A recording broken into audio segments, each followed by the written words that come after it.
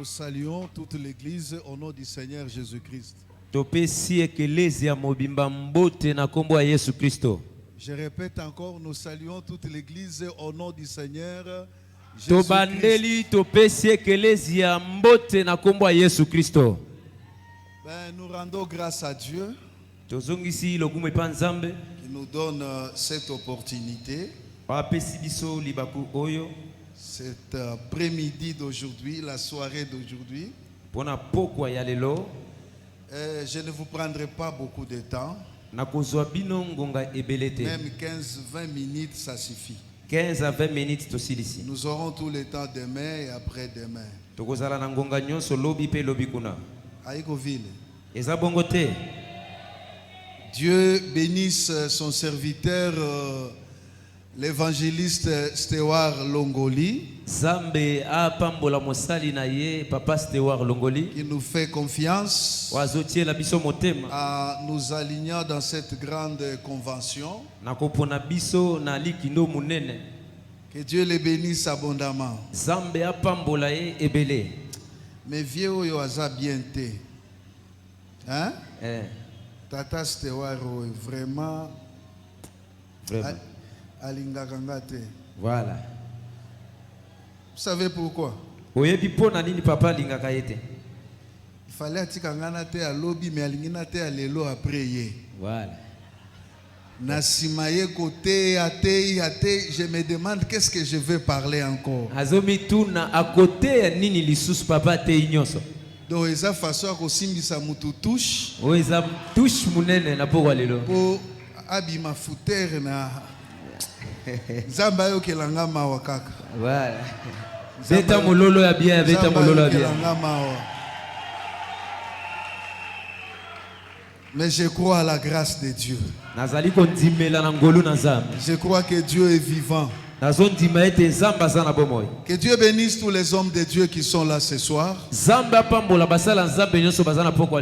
hommes de Dieu que nous ne connaissons pas. Et les autres que nous connaissons très bien. En dehors des hommes de Dieu de cette église, il y a des hommes de Dieu que je vois ici. Je connais très bien. On a déjà travaillé ensemble. Et il a plu à Dieu aujourd'hui qu'on soit ensemble encore.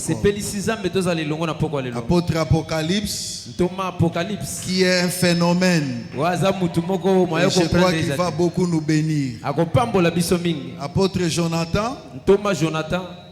Nous sommes en 2025. Ça fait au moins 24 ans qu'on a fait une mission évangélique ensemble. Donc, la première mission évangélique, c'est moi qui l'ai amenée. Très loin là-bas. C'est un ami, c'est un frère. Plus de 10 ans, on a passé nuit ensemble. 10 ans sur la natte, sur les lits. Et aujourd'hui, on sera orateur ensemble. Je vois Moukouna, je vois l'apôtre là-bas. Que Dieu vous bénisse tous. Au nom de Jésus-Christ.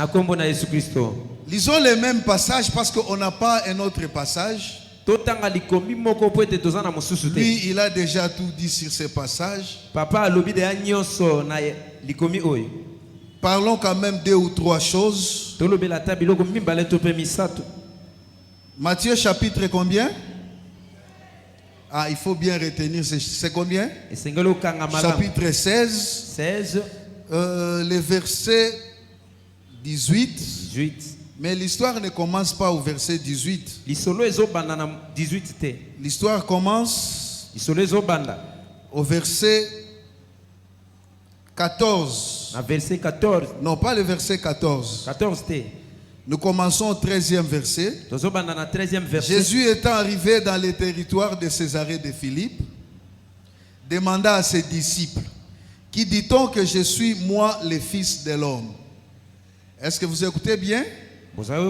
Vous suivez bien? Jésus arrive dans le territoire de Césarée de Philippe. Quand il arrive là-bas, il va poser une question à ses disciples. Il dit, qui dit-on que je suis moi le fils de l'homme? Ils répondirent, les uns disent que tu es Jean-Baptiste, et les autres Élie, les autres Jérémie ou l'un des prophètes. Et maintenant il se tourne vers ses disciples.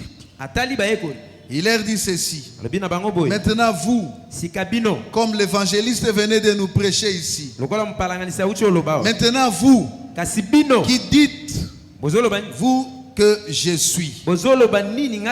Simon Pierre répondit, tu es le Christ, le Fils du Dieu vivant. Tu es qui? Le Christ.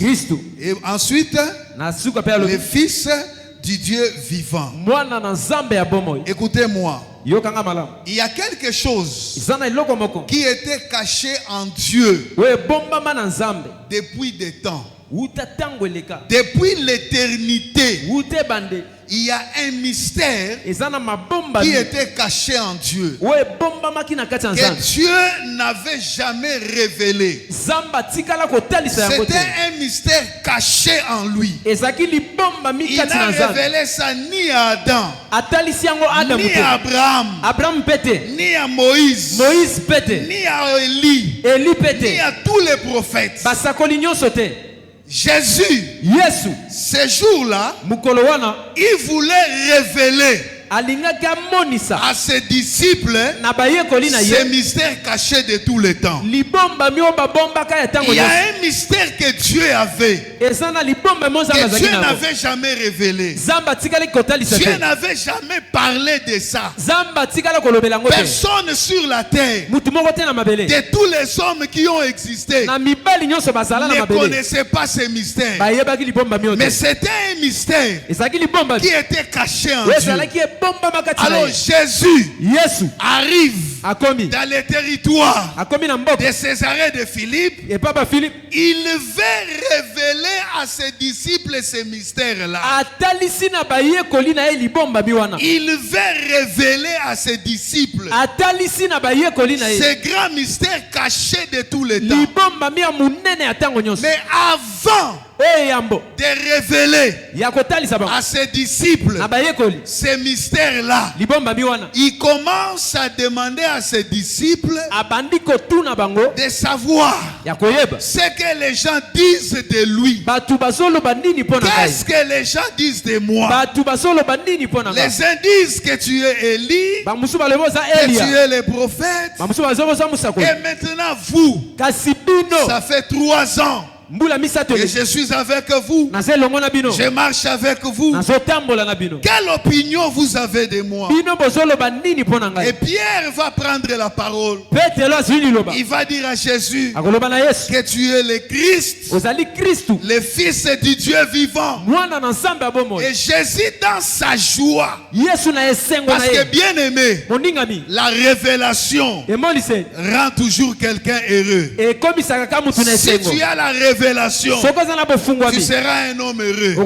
Si tu veux gagner des choses, tu es quelqu'un qui ne doit pas marcher dans les superficiels, mais tu dois chercher la révélation des choses. Ce qui a rendu Daniel heureux dans toute sa vie, c'est lorsque personne était digne de donner au roi les songes qu'il avait eu et donner son interprétation. Mais quand Daniel est allé dans la profondeur, il a eu la révélation. Laisse-moi vous dire, quand il s'est présenté devant le roi, Daniel était un autre, parce qu'il était plein de joie, avec une assurance.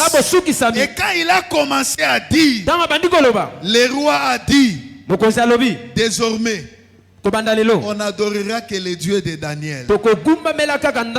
Et Daniel, qui n'était rien depuis ce jour-là, il est devenu gouverneur. J'ai pris Dieu la nuit d'aujourd'hui. Que Dieu illumine ton esprit. Et qu'il te donne la révélation. Que Dieu ouvre les ciels. Afin que la vie de révélation soit une vie qui t'accompagne. Ça, ce n'est pas mon problème. Et il dit quoi? Tu es pierre. Comme le pasteur nous a dit. Et sur cette pierre, qui est le roc, je bâtirai mon église. Quelle a été la pierre qui était là? C'était la révélation qui était sortie dans la bouche de Pierre. Que toi, tu es le Christ, le Fils de Dieu. Le mystère qui était caché en Dieu depuis tout le temps, que Dieu n'avait jamais révélé. Jésus-Christ, il était révélé parce que Moïse avait parlé de Jésus. Élie a parlé de Jésus. Esaïe a parlé de Jésus. Mais le mystère que Dieu n'avait jamais révélé était pour la première fois que cela sorte de la bouche de Dieu. C'est quand il dit à Pierre, toi tu es Pierre, et sur cette pierre je bâtirai mon église. Cela veut dire l'église. C'était un mystère caché que Dieu n'avait jamais révélé. Personne ne connaissait l'église. Personne ne connaissait le mystère de l'église. L'église n'est pas n'importe quoi. Si aujourd'hui les forces du mal, l'antéchrist, ne sait pas se révéler aujourd'hui dans le monde. La Bible dit c'est parce que l'église est encore là. Mais le jour où l'église partira, la Bible dit il faut que l'homme du mal, l'impie, puisse apparaître. Mais pour qu'il apparaisse, il y a quelque chose qui est en train de le retenir. Mais le jour où cette chose partira, l'homme du mal va se révéler. Ce qui retient cet homme à ne pas se manifester, c'est l'église, le pouvoir de l'église. Parce que s'il ose venir aujourd'hui au temps de l'église, l'église s'élèvera au nom de Jésus. Et cette personne fuira loin. Mais il attend à ce que l'église parte pour qu'il puisse se révéler. Ce n'est pas ça mon problème de ce soir. Mon problème de ce soir, Pierre, Jésus demande à tout le monde, qu'est-ce que les gens disent? Pierre dit, tu es le Christ, le Fils du Dieu vivant. Tu es qui? Tu es le Christ, le Fils du Dieu vivant. Jésus n'avait jamais dit aux gens qu'il était le Christ. Une seule personne à qui Jésus avait révélé que je suis le Christ. Et avant de se révéler à cette personne, Jésus avait chassé Pierre. Il avait chassé Pierre, il avait chassé tous les disciples. C'est alors que Jésus va se révéler à cette personne. Et cette personne, c'est la femme samaritaine. C'est à elle seule que Jésus avait dit, quand cette femme a dit à Jésus, bon, tout ce que tu me dis là, je sais qu'il y a quelqu'un qui viendra. Et cette personne, quand il viendra, il va nous parler de toutes ces choses. Et il a dit à Jésus, cette personne c'est le Messie. Et Jésus va dire à cette femme, Madame, le Messie que tu parles, le Christ que tu parles, c'est moi qui te parle aujourd'hui. Mais Pierre n'était pas là. Mais Jésus Il pose la question. Pierre répond. Il dit que tu es le Christ, le Fils du Dieu vivant. Écoutez-moi. Peut-être aujourd'hui, tu ne comprends pas le Christ. Tu ne comprends pas le Christ. Et pourquoi Pierre a commencé par dire, tu es d'abord le Christ. Vous savez, Israël, depuis tous ces temps, ils attendaient un homme qui devait venir. Et cet homme, c'était le Messie. Quand on parle de Messie, on veut seulement parler de Christ. Christ, c'est en grec. Mais Messie, c'est en hébreu. Mais tous ces deux mots veulent dire seulement une seule chose. C'est-à-dire, tout Israël attendait la venue du Messie. Attendait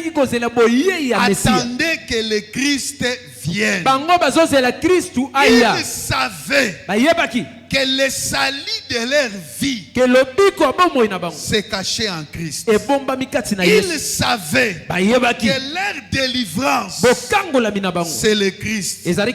Alors quand il dit que Jésus, c'est toi le Christ, qui veut dire, c'est toi le oint de l'Éternel. Christ veut dire le oint de l'Éternel. Jusque-là, beaucoup de gens n'ont pas encore compris. Parce que Dieu, dans les temps passés, Dieu a marché avec trois types d'onction. Il a pris une famille, une tribu. Il a donné à cette tribu l'onction royale. Il a pris une autre tribu, une famille. Il a donné à cette famille l'onction sacerdotale. C'est-à-dire, si tu veux être roi, tu ne sortiras que de cette famille que Dieu a choisie. Si tu veux être sacrificateur, tu ne recevras que l'onction de la famille d'Aaron pour être sacrificateur. Et il y avait aussi les prophètes. Mais là, c'était maintenant la souveraineté de Dieu. Dieu ne choisissait pas une seule famille, et il se choisissait tout le monde. Que tu sois de n'importe quelle tribu, tu peux être prophète de Dieu. Alors les onctions étaient partagées ainsi. Mais la promesse qui était sur Israël, c'était que le Christ viendra. Le Christ qui viendra, en lui seul, vous allez trouver et l'onction prophétique, et l'onction sacerdotale, et l'onction royale. Donc toutes ces onctions, Dieu les déverse dans la vie d'une seule personne. C'est ce que veut dire le Christ qui devait venir. C'est-à-dire lui-même le Christ, il a avec lui toute l'onction qui était partagée dans l'ancienne alliance. Toute l'onction de l'ancienne alliance, c'était en lui. Alors c'était un homme spécial. C'était un homme extraordinaire. C'était un homme incomparable. C'était un homme, quand il s'élève, il parle. La femme samaritaine dit à Jésus, nous savons quand le Messie viendra, il nous dira toutes ces choses. Tout le monde attendait le Messie. Tout le monde savait que le Messie était porteur d'un message. Quel message qu'il avait? Il avait un message prophétique. Il avait un message sacerdotal. Il avait un message royal. Voilà pourquoi, grâce à Jésus, nous, Église, nous sommes Au même moment, des prophètes, nous sommes des sacrificateurs et nous sommes des rois. Parce que toute cette onction s'est retrouvée à une seule personne qui est le Seigneur Jésus-Christ. Pierre dit: tu es le Christ. C'est-à-dire, tu es le prophète. Celui dont Moïse a parlé depuis tout le temps. Moïse a dit: Dieu vous visitera et il vous enverra un prophète. Écoutez-les. Il n'a pas dit 2 ou 3, mais Dieu vous enverra un prophète. Cela veut dire, quand on parle du prophète, il est question d'une seule personne. Alors qu'en Israël, il y avait beaucoup de prophètes. Vous remarquerez, du temps d'Élisée le prophète, une petite fille qui était au pays des Syriens, elle a dit à la femme du grand général, il dit ceci: maman, si papa se rendait chez nous à Samarie, il y a qui là-bas? Il y a un prophète. Et si papa croisait le prophète, il sera guéri de sa lèpre. Elle a dit: il y a un prophète chez nous. C'est que vous remarquerez, lorsque le général Aman il s'est rendu à Samarie, il arrive à Samarie, il voit les rois. Les rois déchirent les vêtements et le prophète écoute. Il dit au roi: laissez-les venir à moi. Et il saura qu'il y a un prophète en Israël. C'est comme ça que le général, il s'est rendu auprès du prophète. Il arrive devant la maison de prophète Élisée. Il envoie quelqu'un pour dire à Élisée que le général est ici. Élisée s'élève.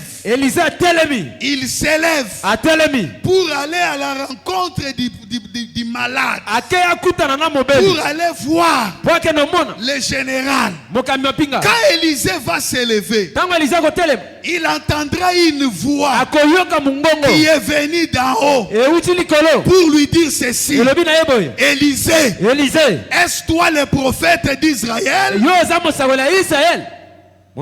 Est-ce toi le prophète? Où est-ce que tu veux partir rapidement? Est-ce que c'est toi le prophète? Élisée se regarde. Il dit: en réalité ce n'est pas moi le prophète.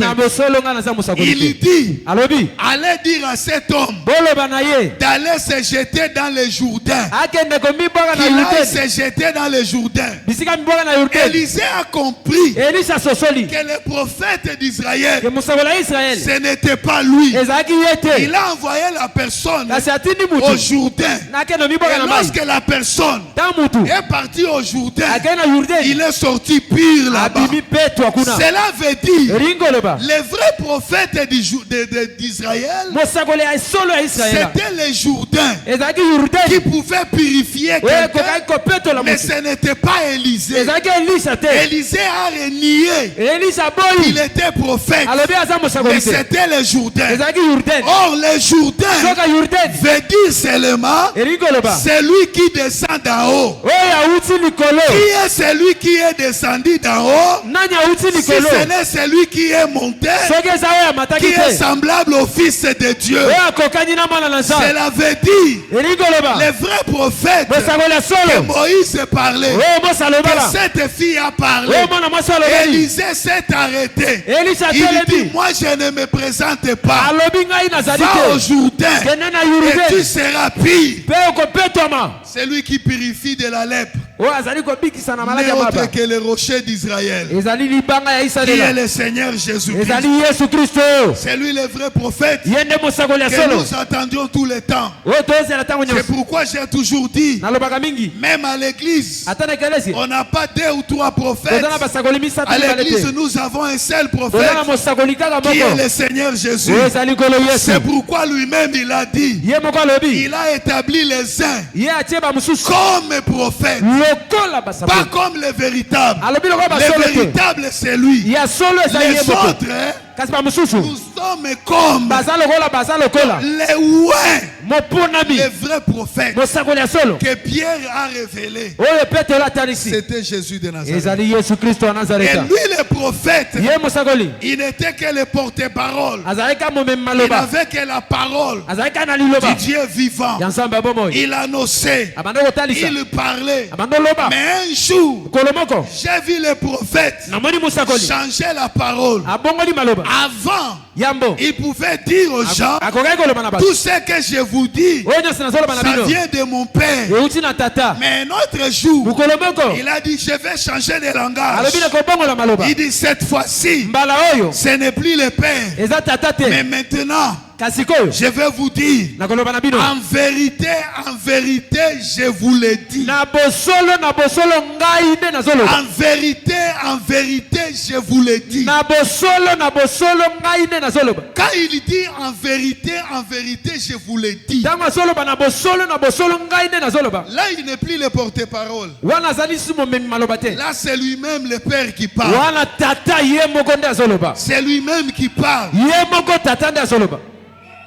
C'est pourquoi Pierre, quand il dit, tu es le Christ, il ajoute le Fils du Dieu vivant. Écoutez, chez les Juifs, le Fils égal au Père. Pourquoi on a voulu tuer Jésus? Parce que seulement il a dit, je suis le Fils de Dieu. Et on a dit, il dit qu'il est Fils, donc il s'est fait semblable à Dieu. Donc le Fils est égal au Père. Il est égal au Père. C'est pour vous dire, Pierre, il a dit à Jésus, tu es le porte-parole, et toi-même, tu es le Dieu véritable. Tu es le Dieu véritable. Il n'y a pas un autre. Il n'y a que toi. On ne te connaît que toi. C'est toi qu'on va adorer. C'est toi qu'on va prier. C'est toi qu'on va servir. C'est toi qu'on va suivre. Il n'y a que lui. Il n'y a que lui. Il n'y a que lui. Il n'y a pas un autre. Ce jour-là, il prend Pierre, Jean et Jacques. Il les amène sur une montagne. Et là, la Bible dit Moïse est venu. Et Élie est venu. Ils étaient au nombre de 3. Ils commençaient à parler. Pierre dans sa folie. Parce que comme Jésus lui avait dit, tu es guéri, Simon, tout ça. Et il dit à Jésus, Seigneur, il serait mieux ici qu'on dresse 3 tentes. Une pour toi, une pour Élie, une pour Moïse. Quand Pierre a dit ça, alors que en ce moment-là, Élie et Moïse étaient en train de causer avec Jésus.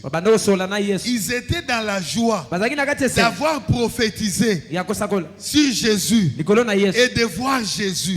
Ils étaient en train de parler.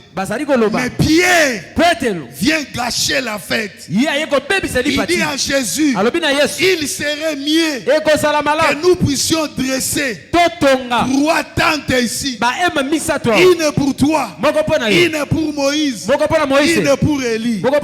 Il n'avait pas encore fini à parler. Il n'avait pas encore fini à parler. Le ciel s'est mis en colère. Le ciel s'est mis en colère. Et le ciel a retiré automatiquement Moïse et Élie. Ils sont partis. Parce que Pierre, et moi je crois au ciel, Élie et Moïse, ils attendent Pierre là-bas pour avoir gâché leur fête. Et une voix s'est fait entendre au ciel. Celui-ci, c'est mon fils bien-aimé en qui j'ai mis toute mon affection. L'erreur de Pierre, c'était quoi? C'était la construction des 3 tentes. La construction des 3 tentes. C'est que Pierre allait dire et plaire à Dieu. Il allait dire ceci: Seigneur, nous allons dresser une tente ici, et nous, des serviteurs de la nouvelle alliance, et ces deux, des serviteurs de l'ancienne alliance, nous tous, nous allons nous mettre ensemble et nous allons t'adorer. Nous allons t'adorer. Parce que nous sommes tous tes serviteurs. Mais lui voulait mettre Jésus et les autres au même pied d'égalité.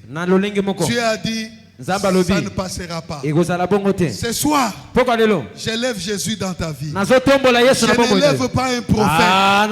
Je n'élève pas un apôtre. Je n'élève pas une autre personne. Laisse que dans ta vie, que seul Jésus s'élève. Et moi, comme son ministre, il a établi, je prophétise sur toi. Je proclame sur toi. Tant que Jésus sera roi dans ta vie, sera ton sacrificateur et ton prophète, nul ne tiendra devant toi.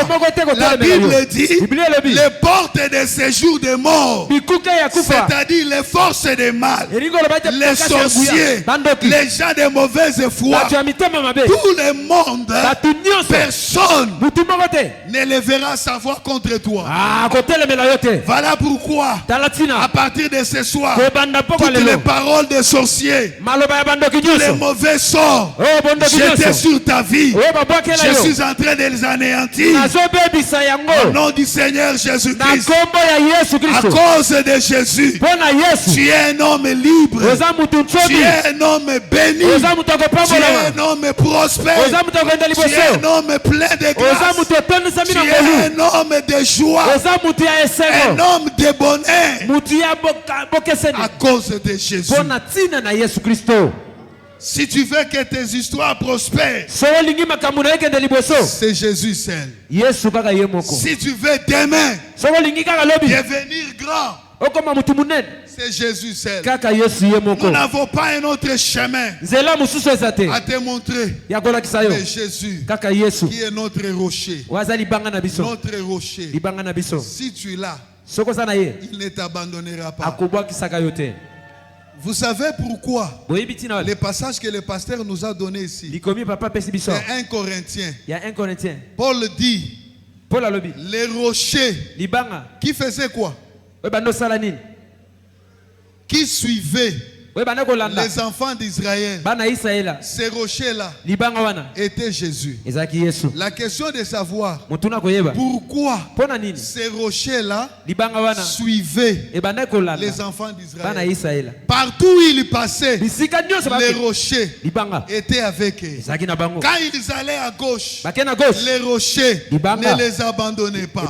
Or, ces rochers, c'est le rocher qui a été frappé à Horeb. Dieu avait ordonné à Moïse, quand Israël est arrivé dans le désert d'Horeb et qu'ils avaient soif de l'eau, Dieu a dit à Moïse, regarde les rochers, frappe les rochers et il donnera de l'eau. Et Moïse a frappé, les rochers a donné de l'eau. C'était à Horeb. Quand ils sont partis plus loin, dans le désert des parents, ils avaient encore soif. Ils sont allés chez Moïse. Moïse, donne-nous de l'eau. Moïse est allé encore à Dieu. Il a dit à Dieu, il demande de l'eau. Dieu dit à Moïse, va au rocher. Tu vois les mêmes rochers. Va là-bas. Parle au rocher. Et le rocher va donner de l'eau.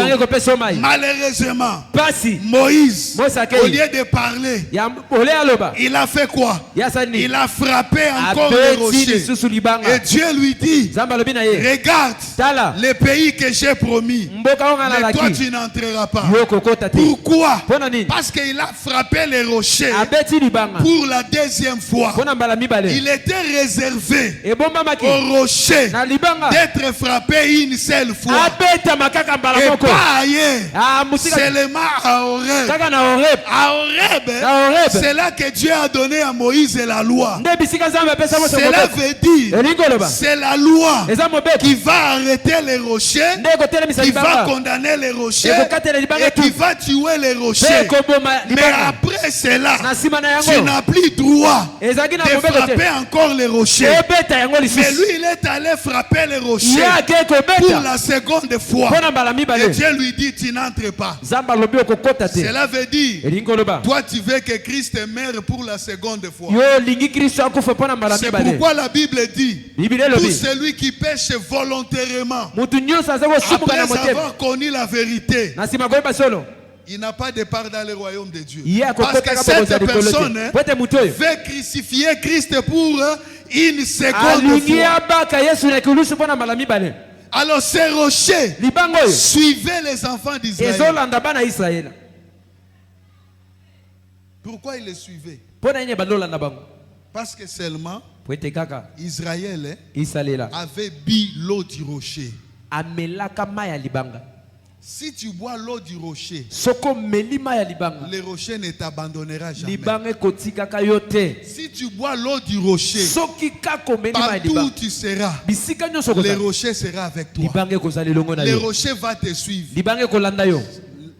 L'eau qui coule du rocher n'est autre que la parole de Jésus. Cela veut dire, celui qui a l'abondance de la parole de Jésus, Jésus ne l'abandonnera jamais. Partout où tu seras, il sera avec toi. C'est pourquoi David, il pouvait dire, quand je marche même dans la vallée de l'ombre de la mort, je ne crains rien, car tu es avec moi. Partout je me retrouve, tu es avec moi. Que je sois dans la fosse au lion, tu es avec moi. Que je sois dans la fournaise ardente de feu, tu es avec moi. Ce qui a fait, quand Shadrach, Meshach et Abednego sont sortis, le roi, quand il a regardé, il a vu qu'il y avait 4 personnes. Mais quand il a demandé de les faire monter, il n'y a que 3 personnes. Mais la 4e personne, elle était partie où? La 4e personne, elle est restée dans le feu. Parce que lui ne sort pas du feu. Il sait, après Shadrach, après Meshach, après Abednego, mon tour à moi, ton tour à toi, d'entrer dans le feu viendra. Quand tu vas entrer dans le feu, il faut que tu le trouves là-bas. C'est comme ça, quand tu es dans des problèmes, quand tu es dans des situations difficiles, il est toujours là avec toi. Il n'est pas avec nous seulement pendant les moments de joie. Même dans la souffrance, il est avec toi. Il ne t'abandonnera pas. Parce que tu as bu l'eau du rocher. L'eau du rocher. Est-ce qu'on peut acclamer pour les rochers? Est-ce qu'on peut acclamer pour les rochers? Gloire soit rendue à Dieu. Dieu soit loué. J'arrête par là. Aujourd'hui c'est l'ouverture. Est-ce que tu peux acclamer? On n'a rien dit aujourd'hui. C'est l'ouverture. On n'a rien dit. Demain mardi on sera ensemble. Écoutez, comme c'est l'ouverture, il faut qu'on fasse l'offrande d'ouverture. Qui dit Amen? On va arrêter dans 5-10 minutes. On doit faire quoi? L'offrande de quoi? L'offrande d'ouverture. Voilà. Chaque fois qu'il y a quelque chose qui s'ouvre, si tu veux bénéficier de la bénédiction pendant tout ce temps-là, donne une offrande. Amen. J'ai entendu le pasteur dire il faut 150 sacs de ciment. C'est ce qu'il a dit, non? Pour finir avec le crépissage. 150 sacs de ciment. 150 sacs. Ça représente quoi? C'est combien? Un sac coûte combien? Combien? 12 $. Bon, avant qu'on aille loin, moi-même je prends 50 sacs de ciment. Papa, je prends 50 sacs de ciment. Et au plus tard mardi, je te donne ça. N'oublie pas que moi je suis un réfugié. Je suis réfugié. Pas déplacé. Mais je suis réfugié. J'ai quitté Goma. Je suis réfugié à Kinshasa. Mais un réfugié qui vous donne 50 sacs de ciment. Un réfugié il n'a rien. Il vous donne 50 sacs. Un réfugié qui fuit. Vous savez, Dieu est merveilleux. Sinon aujourd'hui je n'allais pas être avec vous. Je quitte. Une semaine après, ces gens-là sont venus chez moi 3 fois. Ils sont entrés chez moi 3 fois. Me chercher. La première fois, vers 18h. La deuxième fois, vers 21h. La troisième fois, ils ont amené des jeeps. Plein de militaires pour venir me chercher. Ici, on nous a dit il y a une autorité de militaires. Je n'ai jamais manié une arme. Toute l'histoire je ne connais même pas l'histoire de l'arme. Ils sont venus 3 fois me chercher. Et à la fin, ils ont dit amenez les clés de cette jeep. On doit partir avec ça. Malheureusement pour eux, on avait déjà dégonflé les pinets. Ils ordonnent à remettre les pinets tout de suite là, sinon on vous abat. Ils ont pris des enfants, ils sont partis avec. Ils ont remis la tard la nuit. On a remis les pneus. Ils veulent démarrer. On avait déjà enlevé la carte mère. Carte mémoire. Ils veulent démarrer. Rien ne marche. Jusqu'aujourd'hui. Et Dieu m'a dit personne ne prendra ton véhicule. Parce que je ne l'ai pas volé, je l'ai acheté avec l'argent que Dieu m'a donné. Amen. Amen. Si nous sommes réfugiés, nous n'avons pas parti à franc. Mi est réfugié. Musema Swahili. Nous n'avons pas parti à 50 sacs. Qui peut nous donner 10 sacs? J'ai besoin des hommes pour nous donner 10 sacs, 10 sacs, 10 sacs, 10 sacs. Amène-moi les enveloppes. Tu es homme de Dieu, tu es femme d'affaires, tu es un homme d'affaires. C'est bien de construire avec les autres. Quand tu construis avec les autres, écoutez, Dieu te fera grâce aussi. Quand tu seras aussi dans les besoins. Que Dieu te bénisse abondamment. 10 sacs. 10 sacs. 10 sacs. 10 sacs. Que Dieu te bénisse abondamment. 10 sacs. 10 sacs. Que Dieu te bénisse. Que Dieu te bénisse. 10 sacs. 10 sacs. 10 sacs. Viens prendre pour 10 sacs. 10 sacs. 10 sacs. 10 sacs. J'ai dit combien? 10 sacs. Combien? 10 sacs. Ah, Simoni Chibi. Il faut soutenir l'œuvre de Dieu. En le faisant. Dieu nous bénit abondamment. C'est en soutenant l'œuvre de Dieu. Et surtout quand vous soutenez cette œuvre ici,